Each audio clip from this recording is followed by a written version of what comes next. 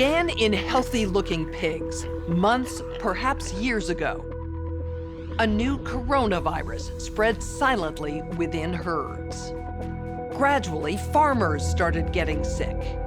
Infected people got a respiratory illness with symptoms ranging from mild flu-like signs to severe pneumonia. The sickest required intensive care. Many died.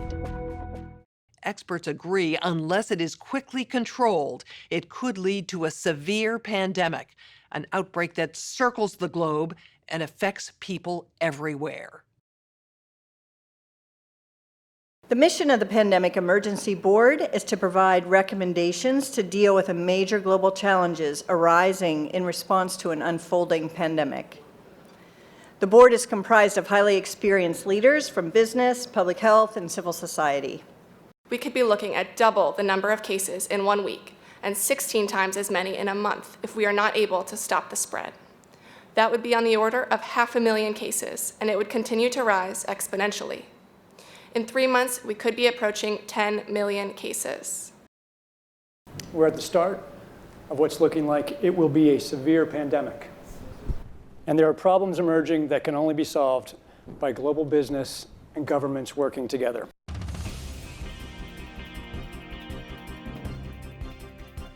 We have known about CAPS-like viruses in animals and people for decades, but have not been successful at developing a licensed vaccine.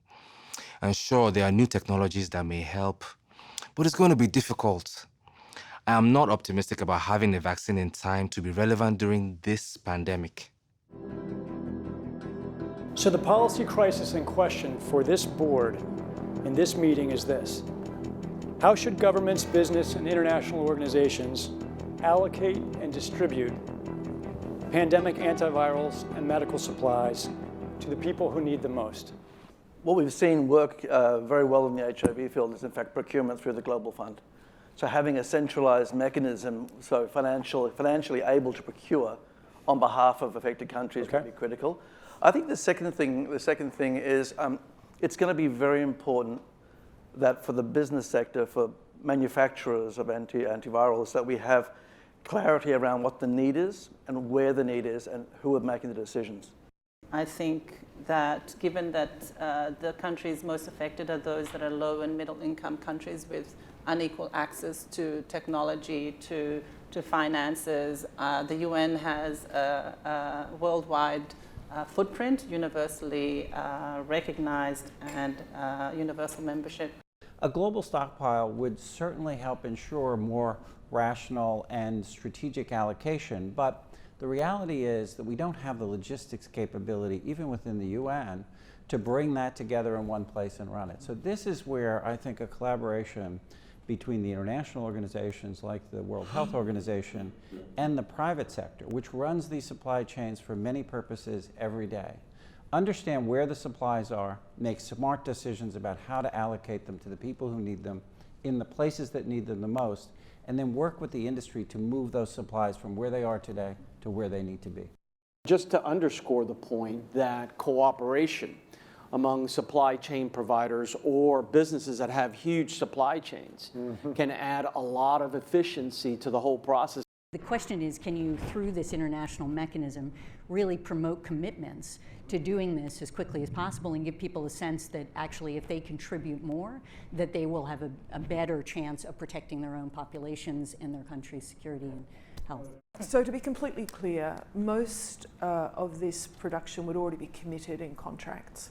Yes. It is almost unheard of that people are producing product without having a forward commitment for the consumption of that product.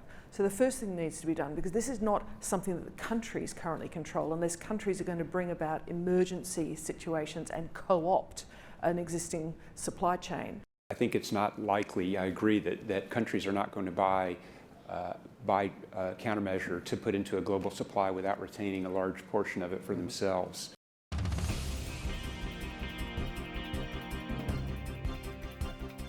Public health agencies have issued travel advisories, while some countries have banned travel from the worst affected areas.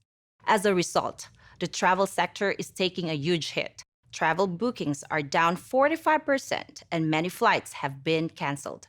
A ripple effect is racing through the service sector. Governments that rely on travel and tourism as a large part of their economies are being hit particularly hard. How should national leaders, businesses, and international organizations balance the risk of worsening disease that would be caused by the continued movement of people around the world against the risks of profound economic consequence of travel and trade bans? If there's some sense that there's a UN institution that can do all of this, then I worry we're suffering from a delusional disorder on the power of the UN. It's really important to get those industries and their trade associations and an efficient leadership established, which is decentralized, but has a collective responsibility and accountability. And that needs to be supported by the public leadership. What is essential, what is non-essential travel, we have to clarify this. Otherwise, if we go down to 20% bookings over a long period, the company will run down. That's a fact. You know, there's a whole complex set of issues in a highly interdependent world on supply chains that are just in time. We need to think about how much flex there is in that just-in-time supply chain system and make sure it keeps running. I think it's going to take specificity, and it's going to take knowledge that only the private sector has. The UN can play an important coordinating facilitation role, but the companies know where those commodities are, where they move, how to move them, and that's where a type of public-private collaboration that we have not generally had in these crises needs to be put together pretty quickly. We are not out of money yet, but the fact is we are trending in a dangerous direction and something needs to change. So the policy question for this board now is, how should financial resources be prioritized? Are there nodes that we cannot allow to fail? What is your sense of priorities? We don't have money to pay for all of these urgent problems. So at the moment, we want the funds, right? You need the money. So where's the money? So government kind of supplies some money. A lot of, private sectors, some are sitting here, you have some money. But now you need a really coordinated, centralized efforts. Hotels will be experiencing, crippling losses doing that. And we know that the hotel business in itself makes up 5% of the GDP. Governments need to be willing to do things that are out of their historical perspective, or for the most part, it's really a war footing that we need to be on. We shouldn't underestimate the power of entrepreneurship. We need to escalate that, whether it's through the government's helping with tax breaks or subsidies of that nature to increase manufacturing of those types of products. It can happen quickly. A Marshall-type plan, don't mean to say that exactly, but a Marshall plan that can go into effect can stimulate change very quickly. Countries are reacting in different ways as to how best to manage the overwhelming amounts of dis and misinformation circulating over the internet. In some cases, limited internet shutdowns are being implemented to quell panic. How much control of information should there be, and by whom? And how can false information be effectively challenged? And what if that false information is coming from companies or from governments? I think it's very important that we make sure that there is concise communication with all healthcare facilities where these patients are being treated so that there isn't mass panic. We're at a moment where the social media platforms have to step forward and recognize the moment to assert that they're a technology platform and not a broadcaster is over. They, in fact, have to be a participant in broadcasting accurate information and partnering with the scientific and health communities to counterweight, if not flood the zone of accurate information, because to put the genie back in the bottle of the misinformation and disinformation is nigh impossible. One thing we haven't spoken about, and I'm wondering whether it's time to talk about this, is a step up from the part of the governments on enforcement actions against fake news. I personally do not believe that trying to shut things down in terms of information is either practical or desirable.